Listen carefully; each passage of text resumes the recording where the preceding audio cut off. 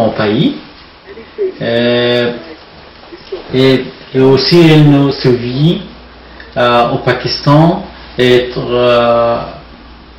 problème notre sécurité au Pakistan et je dois quitter Pakistan pour aller au Canada.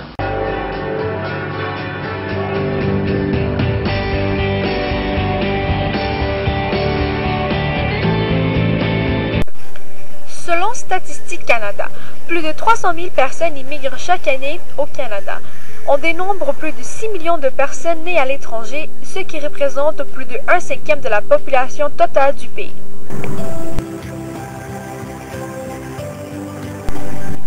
Ensemble, Toronto, Montréal et Vancouver ont accueilli plus de 70% des immigrants récents. Je suis arrivée en 2000 et aussi j'ai écrit quelques cours pour français aussi à l'Université de Montréal. Je pense que quand les immigrants arrivent, ils ne parlent ni français ni anglais, ou encore plus s'ils sont analphabètes, c'est très difficile pour ces gens-là de s'orienter. To take information, we went to the college de médecine. N'étant pas sûrs du chemin qu'ils entreprenaient et de l'objectif qui paraissait impossible à atteindre, le couple a décidé qu'un d'entre eux devrait s'essayer et que l'autre travaillerait plutôt pour aider sur le plan financier, puisque chaque examen et chaque cours coûtait cher. I went for the frequency beneficial. They didn't accept me because they told me that's overqualified, and then I went for some nurse assistance permit. Then when I applied, they asked me in the end, why you want to take that course? I think just not a job, and they told me you will stay in that job for all the time. I think no, I just want to be in the system and then develop myself a little more. Then they say it's not sorry, we will not give you that. Quand les immigrants intègrent le marché du travail canadien, plusieurs font face au départ à des difficultés pour trouver un emploi.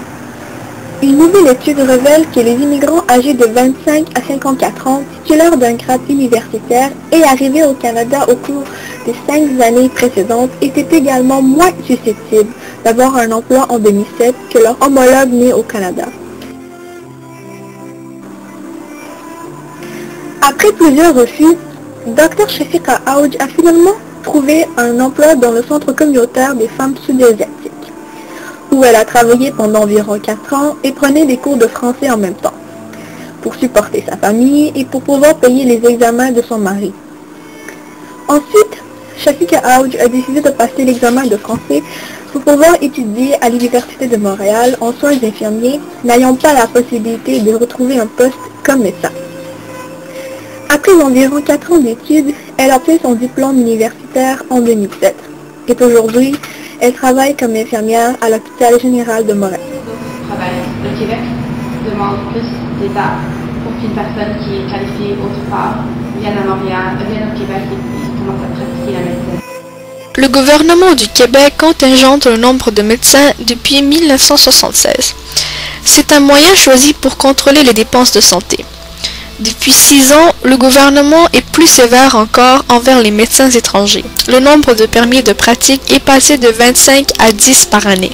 Le Québec impose un long processus administratif assorti d'une facture de 10 000 $ avant de reconnaître les compétences des médecins diplômés hors du Québec et du Canada. La plus faible proportion de médecins formés à l'extérieur du Canada, soit 11% en 2007. I still wish to be like to work as a doctor, like it's still in my head. I already worked almost for 12 years as a doctor. But when my husband passed all the exams, and if we are applying and not matching, that we are matching in the system, that I really get. Je pense qu'il y a un gros problème.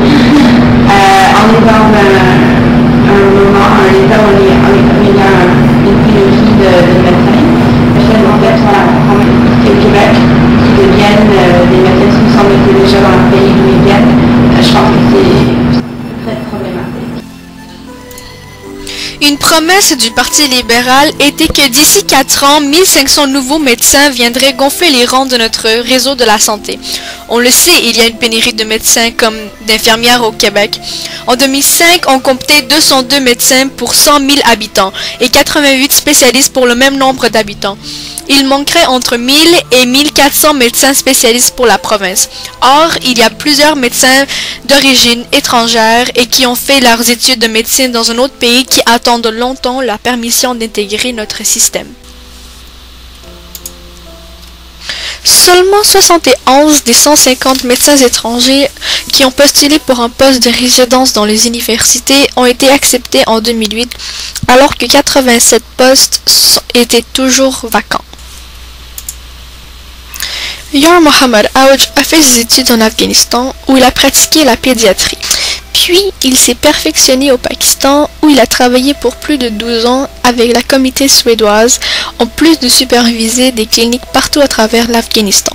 Établi au Québec depuis 10 ans, il tente sans succès d'obtenir son permis pour pratiquer la médecine familiale. Il a fait de nombreuses demandes pour avoir un stage à une quinzaine d'endroits partout au Canada. On lui a répondu par courriel pour lui dire simplement que sa demande n'avait pas été retenue. Il n'a pas eu droit à une entrevue, rien. Il n'est pas le seul. Une centaine d'autres médecins étrangers sont dans la même situation. J'ai consulté mes amis qui étaient médecins parce que tous les médecins ici travaillaient dans d'autres domaines comme chauffeur de taxi, les autres. Ce n'est pas un espoir pour avoir le permis de médecin.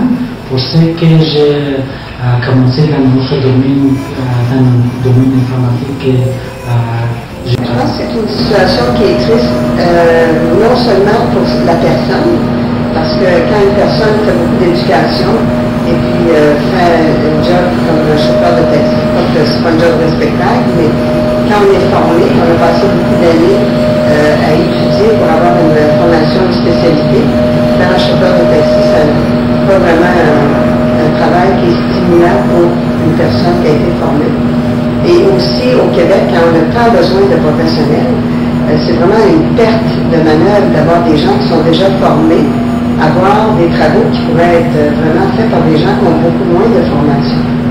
Alors, je trouve que c'est triste pour la personne et aussi pour la société. Les médecins diplômés hors du Canada et des États-Unis doivent répondre à des exigences particulières s'ils souhaitent pratiquer au Québec, ce qui peut en décourager plusieurs. Ils doivent entre autres parler français et détenir un diplôme d'une école de médecine ou d'une université inscrite dans le répertoire mondial des facultés de médecine de l'Organisation mondiale de la santé. Pour obtenir la reconnaissance d'équivalence de leur formation, les médecins doivent fournir une quinzaine de documentations, allant du certificat de naissance au diplôme de docteur en médecine, en passant par le curriculum vitae.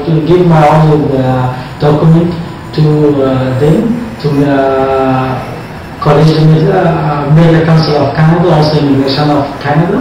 They send them back to Afghanistan. They verify my own document that it's okay with them. So after they accept me, they give me the chance to write the exams. Le parcours est ardu. Après avoir réussi l'examen d'évaluation, il doit ensuite passer un examen de français. Je commence par l'examen d'évaluation du Canada. J'ai payé environ 1 000 pour cet examen. J'ai passé l'examen. Après, il était autre examen de qualification. J'ai aussi passé l'examen de qualification. J'ai ouvert mes dossiers dans le collège de médecins. Le collège de médecins m'a demandé pour passer l'examen de langue français. Et aussi passer le dernier examen de pratique pour avoir mon permis. 3 possibilités s'offrent aux médecins étrangers. Ils peuvent déposer une demande de permis d'exercice régulier ou de permis d'exercice restrictif, ou faire une demande d'admission au premier cycle dans une faculté de médecine. La plupart choisissent évidemment d'obtenir l'un des permis. Le permis d'exercice régulier est le permis délivré au médecin résident à la fin de sa formation s'il a effectué tous les stages exigés et réussi les examens. Pour le décrocher, les médecins doivent d'abord franchir les étapes de la reconnaissance d'équivalence du diplôme de docteur en médecine, qui comporte l'analyse de leur dossier ainsi qu'une série d'examens